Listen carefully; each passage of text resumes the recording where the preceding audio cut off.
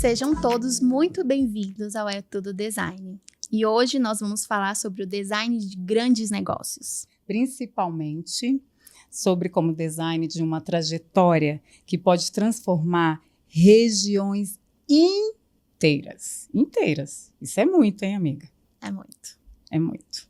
E para isso a gente convidou um empresário que começou no Guará, olhando para o social. E hoje lidera projetos que estão mudando o conceito de lazer e moradia no DF e no entorno. E hoje não é tudo design. Quem é, Flavinha? Fala aí para mim quem é. José Neto. Eu vou falar José Neto, tá? Porque eu sei que ele gosta de ser chamado como José Neto, mas José Neto Paulinos, do Grupo Paulinos. Seja bem-vindo. Seja bem-vindo! Obrigado pelo convite, é maravilhoso estar aqui com vocês, poder participar de um podcast tão importante e que contribui muito para as informações na sua área. Fica à vontade. Nossa, a gente vai bater um bate-papo assim. Ele já começou, gente. Ele adora. Chegou falando assim: adoro conversar, adoro bater papo. Se deixar, a gente vai passar 3 dias aqui. Eu falei: nós estamos prontos. A equipe falou assim: não sei se é bem assim, mas a gente está pronta, não está, não, Flavinha? Tá pronto. E eu já vou começar assim para começar. poder a gente conseguir falar o mais coisa possível, porque o negócio aqui hoje vai render. Então, assim, Zé Neto, a gente já viu que você tem uma veia, assim, latente, né, para o empreendedorismo. E a gente viu que você lidera ali grandes negócios, principalmente na parte do Corumbá, e a gente estava falando aqui do Guará, mas eu queria entender um pouquinho lá de trás, sabe? Um pouquinho da sua trajetória, como tudo isso começou. Você consegue contar pra gente, assim...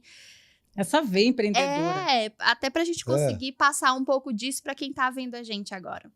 Bem, minha trajetória é triste. Acho que se eu for contar para vocês, vocês vão chorar. A gente vão chorar junto comigo, né? Na verdade, eu sou uma pessoa que, junto com meu pai, minha família, a gente veio do Nordeste, muito pequeno, né? E ajudamos a construir essa cidade maravilhosa, que é Brasília, né? Fui cobrador de ônibus aos 10 anos de idade. Fui servente de pedreiro. Na verdade, eu comecei a trabalhar como cobrador de ônibus e eu ficava ali sentado ali na Aviação Planalto, antiga Aviação Planalto, ficava sentado no ônibus ali e ficava pensando, gente, eu vou passar 6 horas aqui sem fazer nada, só recebendo dinheiro das pessoas e minha energia. O que eu vou fazer com essa energia? E aí eu falei, rapaz, trabalhei uns 3 anos e falei, rapaz, eu vou trabalhar de servente pedreiro. Ou seja, é totalmente contraditório, né? Alguns não querem sair da zona de conforto ali, porque eu ganhava 170 mil cruzeiros por mês como cobrador, né? E aí eu fui trabalhar de servente, passei a ganhar basicamente 200 mil cruzeiros por semana. Né? Por semana? Por semana, de servente. Então, aí eu já fiz conta. Eu falei, olha, eu preciso, sou muito novo, tenho 13 anos, estou naquela época a gente ajudando a construir a cidade, era uma potência de serviço, em todos os locais tinham serviço e pagavam muito bem, né, por causa da mão de obra. E aí fui trabalhar de servente, trabalhei até 18 anos de idade. Quando eu tive muita sorte nesse período. Por quê? Quando eu fiz 18 anos de idade, eu tinha um patrão que era a antiga Conlar, empresa que vendia lajes, esse negócio. E aí eu tive a sorte do Gilberto, ele até faleceu já, eu tive a sorte dele dizer, você é um bom servente, eu vou te dar a carteira de motorista de presente. E eu tirei a carteira de motorista com 30 dias. Para dirigir caminhão. No dia que eu fiz 18 anos, eu iniciei as aulas para tirar a carteira de motorista e com 30 dias eu estava com a carteira de motorista na mão. Quando eu cheguei, eu fui agradecer a ele pela carteira de motorista que ele tinha me dado para trabalhar e ele disse, agora você vai ser meu motorista. Pega aquele caminhão e vai trabalhar comigo de motorista. 18 anos? 18 anos. Eu fui trabalhar de motorista de caminhão, puxava tijolo, cimento, ferro do Rio, já saí do mundo. E aí com 19 anos eu casei com 19 anos, naquela época a gente casava muito cedo, né? Porque a gente, falando abertamente, não fazia sexo como faz hoje, né? Ou seja, hoje em dia você tem muitas namoradas na rua, os homens têm muitos namorados. Naquela época, para a gente dar um beijo na mulher da gente, o pai tinha que sair de perto e os irmãos também, porque você namorava com a namorada, chegava às 7 horas da noite na casa da namorada, ficava até 10 horas conversando com o pai dela, depois o pai dela dizia, eu vou dormir, e você dizia, eu tenho que ir embora também. E ia embora e tal. E aí eu falei, rapaz, quer saber um negócio? Para mim ser feliz, eu tenho que casar. Aí você casou com Casei 19 com 19 anos. E aí, fiquei mais uns 6 meses lá trabalhando de caminhão. Já tinha 1 ano e pouco, e aí fiquei trabalhando. Aí, minha esposa ficou grávida, e eu pensei o seguinte, eu não posso continuar viajando. E minha esposa ficou grávida, eu tenho que dar uma atenção e tal. E aí, pedi demissão, sem ter emprego. E o sonho de todo mundo era ser motorista na Viplan, motorista de ônibus, porque então fazia foi sucesso, assim né? que começou. Naquela época fazia muito sucesso ser motorista de ônibus, namorava muito. Não que a gente fizesse isso casado, né? Mas eu digo que você tinha essas oportunidades de conhecer pessoas, de se relacionar melhor. E aí eu saí, pedi demissão e falei, vou ser motorista de ônibus, e fui fazer um teste novamente na Viplan. Onde eu tinha saído de cobrador. De cobrador. Fui fazer o teste na Viplan. E aí, a mulher já estava ganhando neném, né? Na verdade, acho que já tinha até ganhado quando eu entrei na Viplan. E eu fui fazer o teste, e eu tinha jogado na loteria, que lá é jogar na loteria, porque tem 200 pessoas querendo ser motorista de ônibus. Os ônibus saíam para o teste cheio. E aí eu fui, entreguei minha carteira, com 1 ano e 6 meses só de habilitação, 2 anos e pouco de habilitação, a experiência como motorista muito pouco. E aí entrei no ônibus e fui fazer o teste. E aí foi o dia que eu fiquei muito triste, sabe? Porque chegou a minha vez de ir dirigir, todo mundo andou entre 5 e 10 minutos dirigindo, e eu passei a primeira marcha, a segunda marcha, e o cara mandou eu encostar. Eu não consegui dirigir nem 2 minutos. Mas por quê? O que aconteceu? O que aconteceu? Eu passei a primeira marcha, passei a segunda, ele disse, pode encostar. E eu encostei e ele mandou eu retornar para o banco. E aí eu não sabia o que tinha acontecido. E aí continuou o teste com todos os outros motoristas e tal. Quando chegou na Viplan, ele me falou o seguinte, olha, quem eu chamar aqui pode pegar a carteira, foi reprovado e pode ir embora. E aí eu estava sentado mais na frente, e aí ele desceu, era o seu Toninho na época, seu Toninho era o que fazia os testes, aí ele começou a chamar, fulano. Eu, logicamente, que eu pensei que eu era o primeiro, porque eu não tinha porque nem... você não tinha feito ele já nem deve ter dito, 2 minutos. Encontrado algum defeito muito grave, e aí ele ficou chamando. Aí, como eu estava no banco de carro, eu falei, já vou passar por detrás, que ele me esqueceu, para não lembrar de mim. E aí ele chamou todo mundo e disse, o resto me acompanha. Aí eu fiquei surpreso de eu não receber a carteira para ir embora. E aí eu acompanhei. Quando ele chegou lá, ele disse, olha, vocês têm que preparar os exames, tal, exame médico. E aí fui embora. Aí fui fazer os exames. Passei, depois que eu fiz todos os exames que tinha passado no teste, eu passei 40 dias sentado. Ainda bem que eu tenho prova disso hoje, que é o Joaci, né, que ainda tá bem, graças a Deus. E ele foi o responsável por mim ter entrado na Viplan. E todo dia, eu saía de casa, vinha e sentava no banco da entrada da Viplan esperando a vaga. Esperando a vaga. Porque você fazia o teste e ficava esperando a vaga. Quando deu uns 41 dias, 42, o seu Joaci subiu a escada e olhou e disse, você não trabalha, não? Eu falei, estou aqui justamente esperando a minha vez. Aí ele disse, vem aqui comigo que eu vou... Surgiu uma vaga, eu vou botar você na vaga. Você está aqui, então eu fui o primeiro a ser visto, né? Que eu estava lá.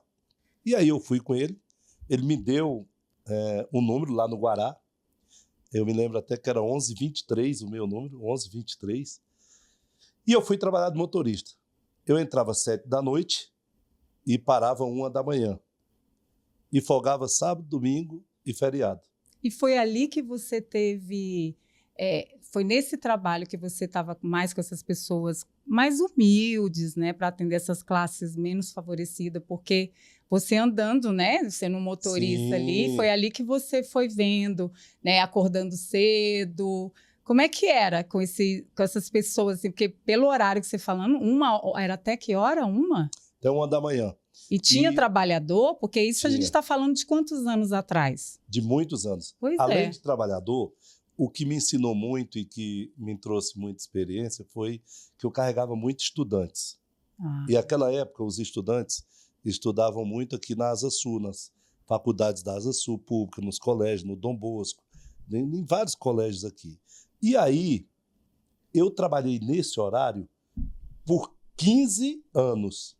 Ixi, conhecia todo mundo. Eu nunca tive uma falta, eu nunca tive uma reclamação de um passageiro e eu nunca deixei de dar carona. Até vão me cobrar aqui as caronas Viplan agora, porque eu tenho gente, naquela época, que se formou andando de graça na Viplan. Isso é um segredo que eu estou revelando agora para vocês. Se formou andando de graça na Viplan. Por quê? Porque ele não tinha o dinheiro da passagem. Eu tenho um amigo que chama Joel, que ele diz, ele é advogado, ele diz, o meu diploma é teu, Zé. E eu, por que seu diploma é meu? Porque você me levava e me trazia todos os dias para o Guará e eu não tinha o dinheiro da passagem para ir. E aí, o que eu fazia? Era muito gratificante aquilo para mim, porque eu sempre gostei de ajudar as pessoas. No Carnaval, não sei se vocês lembram, quem é de Brasília vai lembrar o que eu estou falando, a gente ficava à disposição na rodoviária para trazer as pessoas de volta para casa depois deles se divertirem, né? No Eixão, quando era aqueles negócios de carnaval e tudo. E sabe o que acontecia? As pessoas quebravam muito os ônibus. Eles desciam maluco depois de vir da festa de carnaval, quando descia, saía atirando pedra nos vidros, os ônibus e quebravam. Incrível, meus ônibus não quebravam. Todo mundo te conhecia. Porque quando enchia na rodoviária, eu parava, olhava na roleta para trás e dizia, ó, vocês já fizeram festa a noite inteira e eu, motorista e o cobrador, estamos aqui no ônibus esperando vocês para levar vocês para casa. Se vocês quebrarem este ônibus, eu vou para a delegacia, não vou conseguir dormir, vocês vão impedir a ida das pessoas e ninguém quebrava. E todo mundo brigava com alguém que queria danificar o ônibus. Mas, ou seja, era diferente. Mas assim, agora falando sobre a Paulinos, né, que a gente vê que é um negócio assim de grande sucesso, o que dentro de toda essa história que você contou, dessa persistência, né, motivação, sua família, ela para você assim, ela contribuiu no quê assim pra gente ter o sucesso e você ter essa abertura ali com a Paulinos? Teve um apoio da família? Como é que foi essa junção, né? Família e Paulinos e esse acontecimento? A minha família, ela é sensacional. É a joia da minha vida, é a minha família. E quando a gente diz família, é nossa família inteira. Não tem fulano, cicrano, beltrano, não. É a família inteira. A família é sempre importante para tudo. O homem ele tem que ter tranquilidade para desenvolver e buscar os projetos que ele deseja. Sim. E a minha família sempre foi importante nisso. Exemplo, a contribuição com as ideias do que você está buscando é muito importante, mas às vezes ela atrapalha. Ela te tira do foco, ela te tira do rumo. Então, eu nunca fui de dividir muito o que eu vou fazer. Sempre aquela coisa do segredo também. Eu decido antes, o segredo. O segredo. Eu decido antes, eu penso antes e digo, será que vai dar certo essa ideia? E aí eu vou medir os prós e os contras. Se eu tiver um a mais de benefício, eu vou, porque eu vou ter benefício. Uhum. Ou seja, eu nunca deixei de vender, nem de fazer nada, quando eu estou ganhando. E eu não me importo se esse ganho é de 1 centavo ou de 1 milhão. O grande fator para você crescer é você sempre ganhar. Ou, quando é beneficente, empatar. Olha, Ou isso é seja, interessante. você não pode beneficiar outras pessoas se prejudicando, mas você também não pode prejudicar outras pessoas ganhando ali em cima. Ou seja, você tem que ter um equilíbrio no que você faz. E a nossa empresa, a gente começou devagarinho. A gente começou ali com unidade, depois a gente começou com outra unidade, depois a gente parou de produzir unidade, nós vamos para as vendas. E aí surgiu a ideia de ir comprando algumas áreas, fazendo alguns negócios, e aí a gente vai ganhando conhecimento no mercado. É uma área diferente, a área de resorts, a área de hotéis, de multipropriedade, é totalmente diferente do imobiliário convencional. O imobiliário convencional, você tem uma casa, você tem uma família. No multipropriedade, você tem uma casa, você tem até 48 famílias, 52 famílias, Sim. se você quiser. Então, são coisas que se juntam, a família com o empreendedorismo tem que estar sempre junto ali. E assim você foi migrando. Foi Você migrando. foi migrando de um trabalho mais voltado ali para o social para o alto padrão. Na verdade, o social ele se desenvolveu muito em Brasília quando o governador Roriz era vivo, né? O governador Roriz foi um mártir nessa cidade. A quem pensa o contrário, todos meus pêsames, porque não tem como você falar mal de lendas, de pessoas que construíram, que desenvolveram essa cidade, que fizeram dela o que ela é. Um exemplo muito grande que eu vou dar, eu posso dar exemplo Rio de Janeiro, São Paulo, outras capitais que são cheias de favelas e invasões dentro dela, e aqui não aconteceu isso. E, ao meu ver, não aconteceu isso porque um governador teve uma visão excepcional de dizer: eu não vou jogar essas famílias fora, eu vou pegar essas famílias, eu vou construir uma cidade aqui, eu vou colocar asfalto, vou colocar água, vou colocar energia, vou dar condições humanas para essas pessoas poderem viver aqui, e, em contrapartida, eu vou tirar ela do meio da rua do plano piloto, do Guará, do Bandeirante, do Cruzeiro.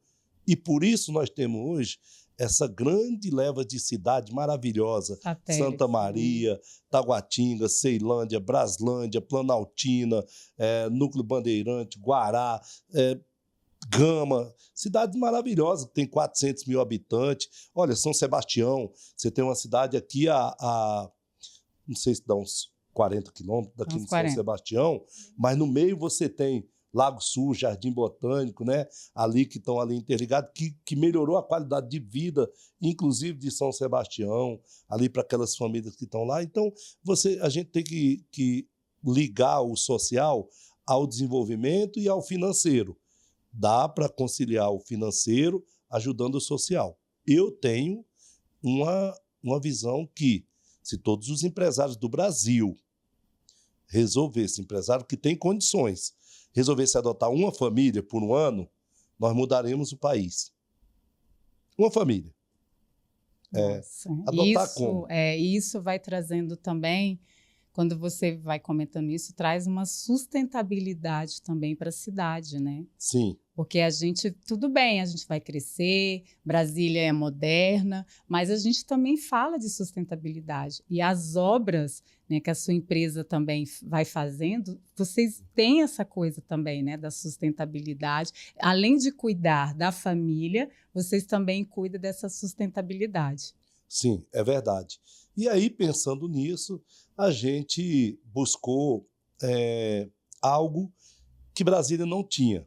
E não tem. Até hoje você tem alguns hotéis que têm piscina, mas você não tem um lugar aqui em Brasília, na RID, que é Lusiânia, aqui na área da RID, Sim. Que o cara lá dos Estados Unidos, da Itália, da França, da Alemanha, de qualquer lugar do mundo, diga: eu quero ir lá conhecer. E aí você veio com isso, né, Flavinha? Aí nós tínhamos esse ambiente lá no Corumbá. Eu falei: sabe de uma coisa?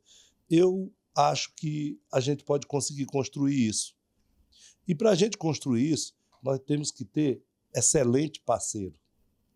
E aí é que entra a história do homem que mudou a vida da minha empresa, da minha família, e que hoje é um sócio e parceiro. E que vem com essa coisa mais gigantesca, né? Gigantesca. E qual é o nome desse empreendimento?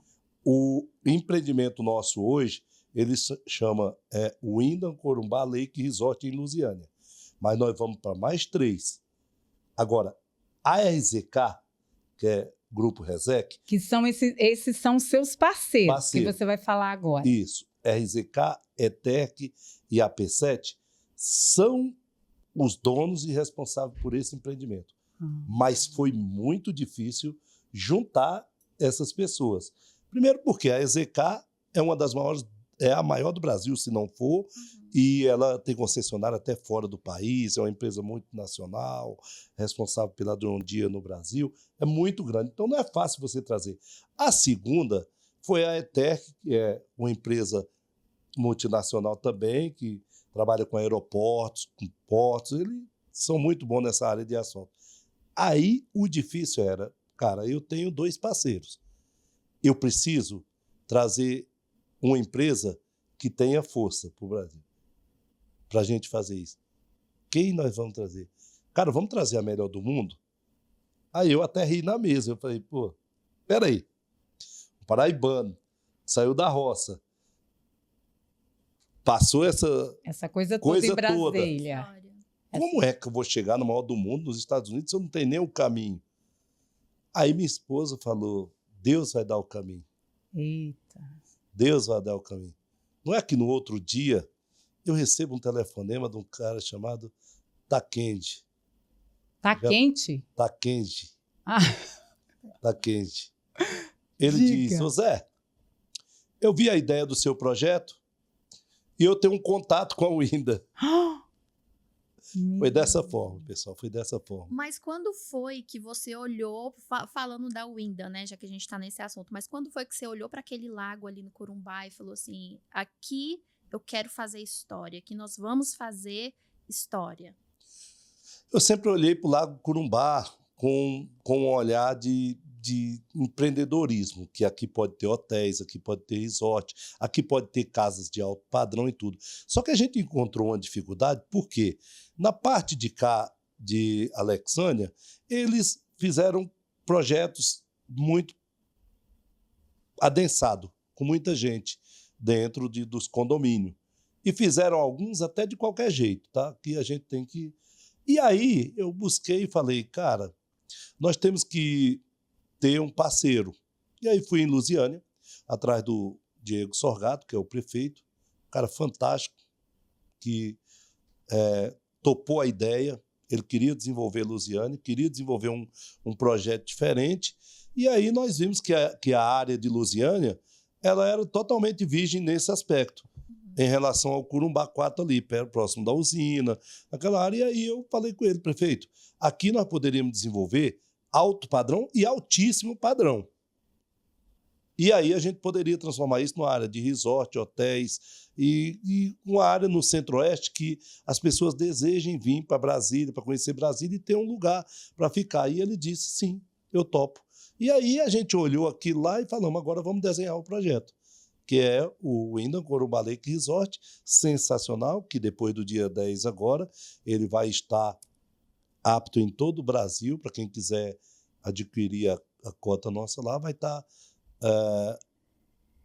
público, de forma pública, na internet, em tudo quanto é lugar, para vocês conhecerem.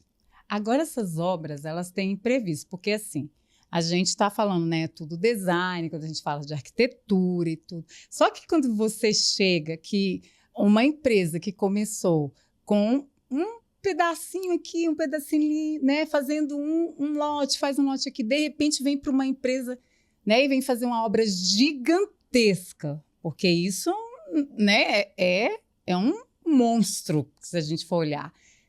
Imprevisto. Eu sei que acontece com a gente, já acontece, mas como é que você vai lidando com esses imprevistos? Porque você falou dos seus sócios e você ainda tem que lidar com pessoas também, porque você aprendeu a lidar com essas pessoas lá, né, dirigindo um ônibus, aquela coisa toda. Mas quando acontece imprevisto, como é que é assim? Como é a sua forma de lidar com isso, com gestão? Olha, imprevisto nós temos em todas as áreas, né? Não só na área de construção ou desenvolvimento imobiliário, em qualquer área. Eu acho que o imprevisto ele tem que ser resolvido de acordo com a necessidade. Ou seja, quando você está jogando bola, você quebrou a perna, você tem que ir lá correr e engessar. Se você só levou um chute, você vai esperar para a noite, chegar em casa, botar uma compressa. Então, os imprevistos são assim. Graças a Deus, no Winda, Corumbá, a gente não tem muito esses imprevistos. Por quê? Porque o recurso está garantido. Teve um planejamento antes. Por isso, nós temos mais 2 sócios. Aí alguém vai me perguntar aqui, bom, mas como é que você conseguiu esse capital todo? Essa é a grande vantagem de você ter parceiros e buscar parceiro. Porque um entra com projeto, o outro entra com conhecimento, o outro entra com dinheiro. E graças a Deus eu encontrei os sócios com dinheiro. Mas assim, você já teve alguma saia justa, algum problema técnico na obra, no decorrer de todo esse processo, algo que tenha te dado algum tipo de lição muito valiosa? Que você leva aquela saia justa, aquele desafio ali como um aprendizado para que talvez, não necessariamente nesse empreendimento, tá? Mas até antes mesmo, para você conseguir levar isso dessa forma que você está falando, né? Sem imprevistos, mais preparados para todo o desafio que vier. Teve alguma saia justa, assim, que algum momento de tensão, assim, que você precisou tomar alguma decisão e que isso é algo que você leva de lição? Teve vários. Todos nós temos, né? Mas teve vários. A pior parte de um processo dentro de obras, liberações, toda, é a parte documental e de aprovações. Ou seja, na maioria das vezes você aprova um projeto que ele está dentro das regras, dentro de tudo, mas quando você chega no local, você tem que revisar ele. Uhum. Por conta que o terreno não te oferece o que está ali no projeto, e aí você tem que refazer, voltar, refazer e iniciar da maneira que você vai conseguir executar. E por que isso aconteceu? Por conta de eu não ter concluído as etapas de acordo com o que pede a legislação, ou seja, o estudo do solo. Na maioria das vezes, o empresário diz, eu vou fazer, mas não estudou o solo, faz o projeto, faz tudo e deu problema, é isso. E aí você aprendeu, foi a maior lição. Então, sempre voltar e começar mesmo assim, do básico mesmo. Isso. Hoje, se você me perguntar, Zé, quando você vai desenvolver um empreendimento, o que você faz? Estudo de viabilidade. Primeiro é o estudo de viabilidade. Gente, isso é maravilhoso. Tem condições de fazer? Tem. Então, agora vamos para a segunda etapa. Elaboração dos projetos, estudo ambiental, depois vamos para a prefeitura, para aprovação. Terminou todas essas etapas, você está concluído e aí só depende do financeiro para tocar a obra. Porque quando você faz o estudo total do desenvolvimento do empreendimento, você acaba não sendo pego de surpresa com determinadas coisas que acontecem dentro de uma obra, né, da realização Isso lembra muito projeto. Porque quando a gente vai fazer um projeto, a gente primeiro precisa também estudar as normativas, né? Para fazer um projeto que se enquadre naquela região. Então, às vezes, as pessoas não têm esse entendimento de que o projeto ele precisa estar de acordo com as normativas daquela região. Né? E depois que a gente faz o projeto, a gente sempre sugere o EVF, que é o Estudo de Viabilidade Financeira, Sim. Que é onde o cliente ele vai ter esse levantamento financeiro mesmo, monetário, de quanto que vai custar ali aquela casa. E é bom, como a gente está falando com profissionais da área, é importante a gente falar sobre isso, né? Que não só aqui desse lado, mas para quem está ali num empreendimento como esse, precisa também passar por esse processo. Sim, né? Não só o financeiro para nós. na nossa área tem que ter a viabilidade técnica também, A né? técnica. Então é mais completo ainda, porque no caso do INDA, nós tivemos que fazer o estudo na região. A UINDA pediu para a gente todo um estudo completo sobre Porque tem a árvore, né? Tem tudo, isso. né? E depois, assim, não pode sair Quantos derrubando profissionais, tudo. assim, em média, vocês que entram nesse projeto com vocês, nesse processo? Porque tem paisagista, arquitetos, acredito que mais de um arquiteto, projetos de iluminação, né? Então, tem vários setores ali de projetos desse meio da arquitetura que se envolvem num projeto desse porte. Mas você sabe que é muito engraçado isso? As pessoas acham que é muita gente envolvida, mas hoje em dia a parte de desenvolvimento de um projeto ficou muito fácil para o empresário, porque a gente contrata ali o escritório que vai desenvolver o projeto, né? E ele já te entrega isso Já pronto. te entrega. Uhum. Então, a minha empresa tem uma facilidade danada, porque eu não preciso contratar o arquiteto para fazer ali. Eu contrato o escritório e digo para ele o que a gente quer. Está aqui. E aí, nós tivemos a sorte de encontrarmos arquitetos fantásticos que contribuíram comigo com a ideia. Eu posso até citar o nome, se puder citar, eu posso citar o nome de alguns. Pode citar. Eu tenho o Dagoberto Ferreira, que, para ser justo, foi ele que iniciou essa ideia Tem problema inteira nenhum. comigo. Ele Vambora. transformou a ideia, o primeiro, e depois a gente pegou o Milton, que já tinha mais experiência com resort, e agora nós estamos com o escritório de São Paulo, que é o Michel, ele construiu, ele fez o aeroporto de Dubai. Então você vai adequando, à medida que sua empresa vai crescendo, Sim. você vai buscando profissionais mais experiente naquelas áreas. Eu não digo mais qualificado, porque eu não posso desqualificar Sim. nenhum profissional, mas existe o profissional que entende de fazer o resort, existe o que entende de fazer a casa, o outro lago e tudo. Mas, no geral, umas 40 pessoas envolvidas no desenvolvimento desse projeto. Umas 40, 42. Levou mais ou menos quanto tempo? Eu levei 3 anos e meio para desenvolver o projeto e deixar ele aprovado. Nossa. E aí tem uma parte sensacional, que aí as pessoas talvez... mas o cara saiu, subiu, e o social? É aí que vem a grande jogada. Isso que eu ia te perguntar. A jogada é qual? Do social entra onde aí? O social é Lusiânia inteira. Uau. O Lusiânia vai virar uma outra cidade. Após os nossos empreendimentos, Lusiânia hoje ela está vista pelo mundo, ela está na página da UINDA, que não estava. E quando você abre o comércio e o mercado para uma área em uma região, todos os grandes empresários se dirigem àquele local. E eu posso te dar um exemplo de arrecadação de várias coisas. Por exemplo, Lusiânia arrecadava, com a venda de um terreno na beira do lago, 3,5% de ITBI, ou 2,5%, não me recordo, mas acho que é 3,5%.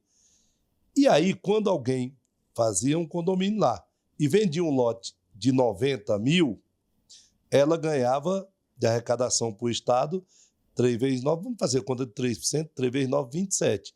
90 mil, ela ganhava 2.270 reais, se eu não me engano, de imposto.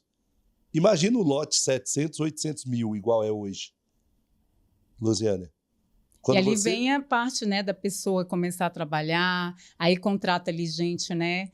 Quando você vê um pedreiro, né? Quando começou, né, um pedreiro, aí tem que ter mais ônibus, aí tem que ter tudo. Aí a cidade vai começando a ter aquele ecossistema, né? Sim. Vai se retroprojetando, né? Você vê o Bali Park, por exemplo, que é de um amigo, que é do Grupo Bali, que está lá, ele começou com 2.000 funcionários, já está com mais de 3 de Lusiânia. Nós vamos chegar à nossa maior dificuldade, nós vamos ter que montar em Lusiânia escolas gratuitas de inglês, francês e porque essas pessoas vão vir, né? Na hospitalidade, né? Vão vir. Isso o aeroporto mesmo. já tem que se adequar de Lusiânia para receber voos de pessoas que vêm de fora, ou seja, grandes eventos vão ser levados para os resorts. E a maior jogada do nosso negócio é que eu vou anunciar aqui para vocês, eu nem ia anunciar, mas eu vou anunciar. Nós vamos fazer mais 4 resorts em Lusiânia. O grupo já definiu e vai fazer mais 4 resorts na área que está destinada para desenvolvimento econômico e turismo lá. Ou seja, Eu tenho Emprego. emprego. Nós vamos gerar mais de 20 mil empregos lá. Olha em aí. Lusiânia, mais de 20 na região, pegando ali do Vale até chegar onde são E os Brasília nossos ganha com isso, que nem Mas você ganha falou, muito. ganha muito, ganha, né, com o pessoal do Ganha no aeroporto, turismo, porque o desce turismo, aqui. desce aqui. Isso. Então, você ainda está fazendo história de colocando Brasília no centro do turismo também. Isso é maravilhoso. Muito legal. Então, essa arrecadação que esses resorts, que esses locais, que esses condomínios, que essas pessoas vão trazer para o município é fantástica. É fantástica. Vai dar para trabalhar na área de saúde, educação. Porque tem que ter recuperação de hospital, vida, vai ter que ter hospitais, escola, né? escolas, A mãe que exatamente. vai pegar simplesmente, né? Tipo, como a gente está falando, né? Dessa parte social. Uma mãe que agora, pronto, já pode pegar um jovem aprendiz, uma mãe que está ali, já vai indo, né? Trazendo isso. Isso é maravilhoso. Aí a gente fala do social, porque, que nem você falou, Sim. se todo empresário pensasse dessa forma, pegasse uma família, Melhoraria. ia melhorar muito, né? Sim. E isso é uma visão que você tem há muito Há muito tempo. tempo. Vamos fazer uma conta básica? Um empresário que fatura 2 milhões por ano. Eu vou colocar pouquíssimo, 2 milhões por ano. Não é muito pouco, mas nós temos um grande número de empresários que fatura 2 milhões por ano. Se ele tem, eu vou colocar o mínimo de arrecadação, ele tem de lucro 10% em uma empresa dessa, ele tem 200 mil de lucro. O que custa tirar 30 mil para o social? Porque se ele tirar um ano de salário mínimo para ajudar uma família, dá 18 mil reais. É 18 20 mil mil reais. reais.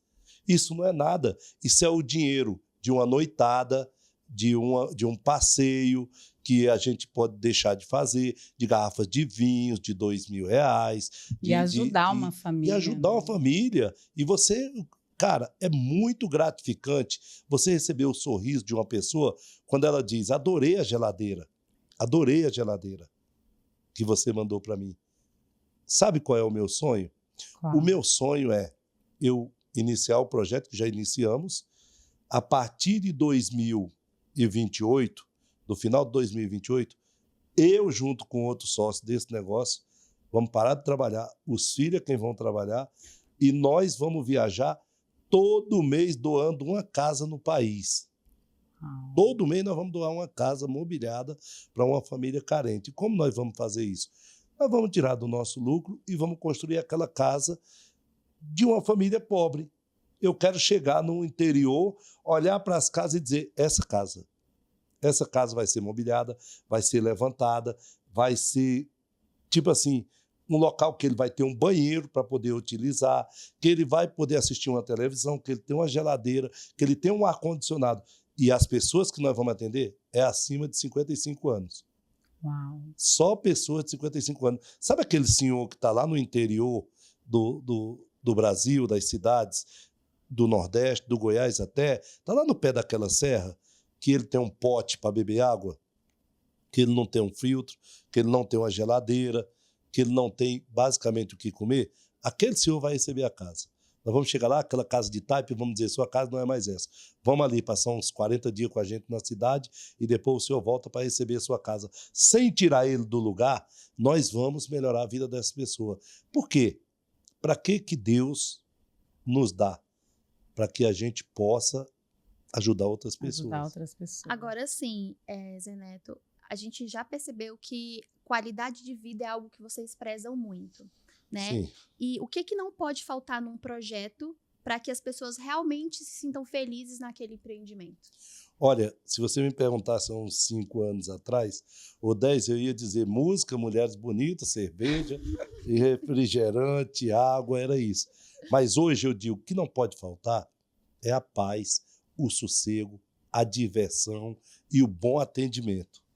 Desde a chegada do hóspede ao aeroporto até a saída dele de volta. Por quê? Esse hóspede, ele não pode vir só uma vez, e ele é o nosso representante depois que ele fica. Então ele vai voltar, vai dizer, foi maravilhoso, eu desci em Brasília, a van estava lá para me pegar, Eu fui conhecendo a cidade, bem tratado. Chegou no resort, uma coisa fantástica de atendimento. Fui bem tratado lá dentro, fiz excelente passeio dentro do lago e voltei, foram pontual para me deixar de volta. E, acima de tudo, a higiene dentro do resort. O que mais existe hoje é reclamação sobre móveis velhos, roupas velhas de cama, esse tipo de coisa. A minha mulher tem um problema danado com hotel, porque a primeira coisa que ela pergunta, que cor é a roupa de cama? Tem que ser branquinha, limpinha, cheirosinha, uma Tem que ser experiência. branquinha. A gente não costuma ficar em resort que tem roupa vermelha, colorida, porque isso maqueia a sujeira. Não é que branco está mais limpo, não é por isso. É porque ele mostra mais o erro quando acontece dentro do resort. Mas hoje em dia, os resorts estão muito bem preparados. E a rede Wyndham é extremamente exigente com isso. Eu já fiquei em vários hotéis. não- Tem em Londres, tem nos Estados Unidos, Isso. já fiquei em vários, assim. É muito bom. E a área de lazer, né, é uma coisa Fantástica, assim, né? fantástica, né? Porque hoje em dia, que nem você fala de família, né? Você vê que essas famílias que trabalham a semana inteira, quando vai para um lugar desse, ela quer se divertir, as crianças Sim. querem pular na água, você quer assim, a mãe quer descansar, o pai também. E isso também faz parte de você cuidar dos seus funcionários também, né? Cuidar dessas pessoas, porque a gente vê que não é só, que nem você falou, não é só uma bebida, uma coisa, tudo. Você Não. tem que ter um momento de distração, sua família, sua esposa, para ter até uma tranquilidade, né? Para poder voltar para o trabalho, para trabalhar, porque hoje em dia está bem desafiador, né? E você sabe o melhor disso tudo? É que a nossa forma de negócio, ele é muito legal para a família. Porque quando você compra o nosso produto aqui, você pode vir junto com a RCI e utilizar para o resto da vida em qualquer hotel do mundo Uau. que estão filiados à rede. Qualquer hotel. São mais de 4.000 hotéis e resorts no mundo. Ou seja, e se você compra desde já, o nosso, mesmo em construção, você já vai poder utilizar através da RCI em outro local do país. E o nosso negócio, o multipropriedade, ele é escriturado, ou seja, você tem uma escritura pública, não é uma cota que você compra, que você vai ter que pagar de novo. Não, aquilo ali é para o resto da vida. Vamos fazer uma conta básica e rápida. Toda viagem que você faz de férias com a família, 4 pessoas, você e mais 4, que é o apartamento normal, se você for para um resort bom, você não gasta menos de R$15.000. Não gasta menos que isso. Ou seja, em 5 anos, você paga suas férias para o resto da vida com a gente. Porque esses 15 dias que você tem aqui, você vai ter todo ano para o resto da vida no resort que você quiser escolher. Ah, eu estou cansado, eu não quero ir para Brasília, para o resort de Brasília, eu quero ir para Miami. Ah, o Wyndham, onde é que tem aqui de Miami? Tem de Miami aqui, a gente quer ir para cá. Lógico que você vai reservar, você vai pegar o hotel de acordo com o que você tem aqui. Se você tem um quarto de altíssimo padrão aqui, você pode trocar por outro que seja o mesmo padrão. Então tem essas discussõezinhas técnicas, que são coisas simples, mas o mais importante é você saber que você fica para o resto da vida com seus... Se uma cota é 15 dias por ano, você tem 15 dias pago para o resto da vida, em qualquer hotel Vitalício, que você né? quer, é isso. E assim, para encerrar, eu queria te fazer uma última pergunta. Não, eu tô já doida para já fazer assim, já ir passar um tempo lá, descansando, calmo, porque ele é tranquilo, né? Você viu que ele é tranquilo. Mas assim, eu quero marcar para a gente sentar com ele e ficar conversando, porque isso deve ter história dentro desse ônibus. É porque a gente não teve como, porque deve ter 40 história. minutos é pouco, Mara. 40 minutos. Aí eu estou escrevendo um livro, tá? Eu tô assim, coçando para fazer umas perguntas, mas ela vai te fazer aquela ali. Pode fazer. Vai. Então, sucesso. Vamos falar de sucesso. Para você, o que hoje você considera ter sucesso?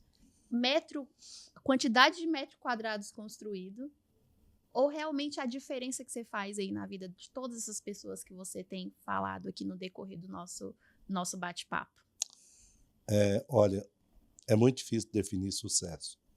Algumas pessoas ligam o sucesso ao dinheiro. Nem sempre quem tem dinheiro tem sucesso. Sucesso para mim é você conseguir realizar os seus sonhos, é você conseguir realizar os seus projetos, mas, acima de tudo, sucesso é ter sua família. Sucesso para mim é ser humano, sucesso para mim é se importar com outras pessoas e viver bem. Viver bem não significa ser milionário, ter dinheiro, não.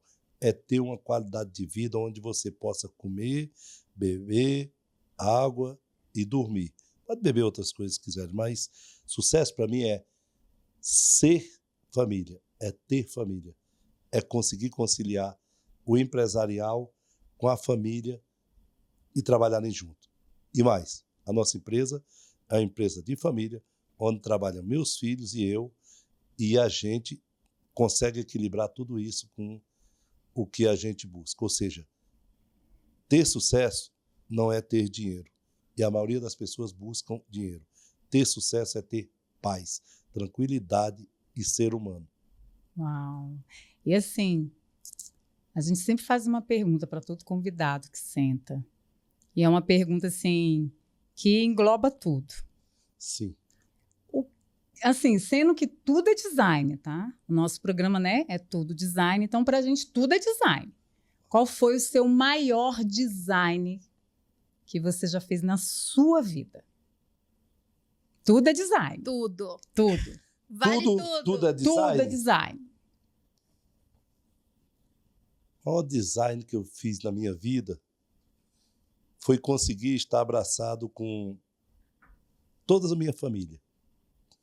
Com meus filhos, com meu sobrinho, com minha mãe, com meu pai. O maior design da minha vida foi olhar para minha mãe e dizer: eu vou fazer uma casa para você, para a senhora, que eu nunca chamei de você, vou fazer uma casa para a senhora e para o meu pai não morrer nesse local aqui. E eu fiz a casa. E eles estão sempre junto comigo. Foi o meu maior desafio. Meu maior design foi esse. Não tem um ainda, não existe nenhum empreendimento que tenha sido mais importante na minha vida do que manter minha família ali unida, junta e lutando pelos mesmos propósitos. Na minha família, o dinheiro da minha mãe é de todos nós. O dinheiro do meu irmão é de todos nós. O meu dinheiro é de todos nós e o dinheiro dos meus sobrinhos são de todos nós. Esse foi o maior design da nossa vida, foi deixar nossa família naquela redoma ali, porque hoje é muito difícil se falar de família de um modo geral, porque as pessoas estão muito individualistas, elas estão sempre pensando nelas mesmas e esquecem do mais importante de tudo, é que você não vai conseguir se você não tiver a sua base com você. A sua base é quem te sustenta, a sua base é a raiz da árvore, a sua base é tudo na sua vida. Não abandone sua base, não deixe de alimentar a água que faz a base da sua árvore crescer. E muitas vezes eu tive que voltar atrás com palavras, com frases, para poder manter a união, o respeito e a consideração da família, e a gente está junto. Hoje, eu sou um homem realizado nesse sentido, que minha família não precisa de nada mais, nem de ninguém no planeta, porque ela é unida e anda junto. E a minha família é umas 80 pessoas, tá? É isso. Eita! Eu fui na inauguração, quando eu isso. vi um monte de Nossa gente, eu família é falei, que muito grande. delícia. Você viu meus filhos, todo mundo? Então, Todo mundo lá. nossa família é essa família abençoada que Deus nos deu. A gente teve uma grande perda há um ano e meio atrás. A minha irmã, não sei se você sabe, era a Verinha da Rede Feminina do Câncer. Ela foi diretora por 30 anos na Rede Feminina do Câncer, sempre trabalhou ali, ajudando as famílias, com muita dificuldade. São trabalhos que a população não vê, mas que é necessário ser mostrado, porque tem muita gente que sofre com isso. E o Estado, às vezes, não só não dá conta, como às vezes não consegue enxergar que aquela pessoa está ali. E quando enxerga, já é tarde para isso. Obrigado. Ai, obrigada. Foi maravilhoso você. conversar com você. Tudo Design É fica tudo por aqui com essa design. essa conversa Nossa, maravilhosa, viu? essa aula sobre empreendedorismo. E social, né? Isso é tão bom, porque às vezes a gente, né, que nem ele falou, a gente fica pensando, dinheiro, esquece, é família, né? Tudo se resume na nossa base, na família, que nem a gente, quando vai construir, tem que ter uma base, né? Então, muito obrigada. A gente só, assim, te deseja muito empreendimento, mas muito mais família. Se tem 80, a gente quer que seja assim, 100. Tem mais gente vindo, neto, sobrinho, e aquele tanto de gente assim naquela festa. E quando inaugurar, chama a gente que é tudo design, quer passar um dia no resort. Aí a gente vai se acabar, né, amiga? Se acabar. Na inauguração, vocês já estão convidadíssima por conta da gente.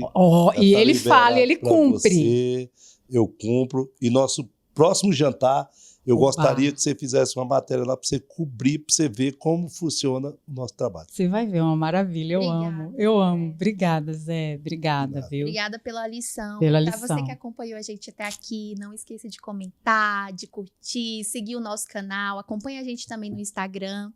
E é isso, espero que vocês tenham gostado. Tchau. Tchau, tchau.